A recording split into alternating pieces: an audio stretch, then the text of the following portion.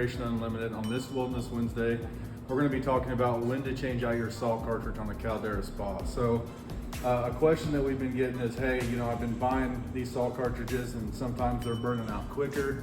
How do I know when to change it out?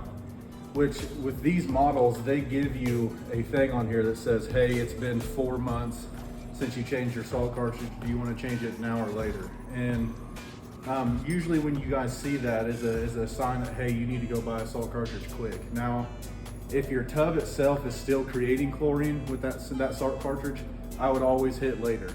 With your salt cartridge, it'll pop up on there and say, hey, it's been 4 months since you changed out your salt cartridge. Do you want to change it now or later? If it's still making chlorine, go ahead and keep that salt cartridge in there, but you need to go get one soon. So what I would do typically when I see that is, hey, is my tub still creating chlorine or has my level started to decrease? When you see that level start to decrease is when I would go ahead and change out that salt cartridge. Now, you know, they say that they're supposed to last 4 months. We've had them die out in 2 months.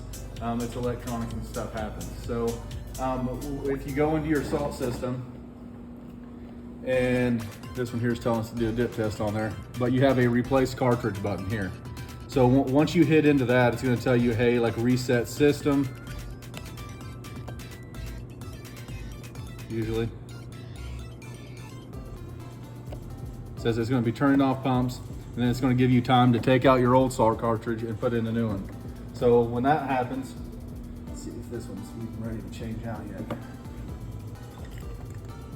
So this salt cartridge here looks fine, but if you look here, you can see the calcium that starts to build up on here. This is where your salt cartridge is not going to be getting a reading. We've seen them to where they're completely cascaded in calcium, and we've seen them to where there's no calcium whatsoever, but there's a brown burn mark on each side of them. That's a sure sign, hey, this thing is done, okay? This one here is not too bad, so we're gonna go ahead and put this one back in here for probably about another month or so. So then you hit that, it clicks back in, it says restart your system, and then it's gonna reset your pumps and then power everything back up.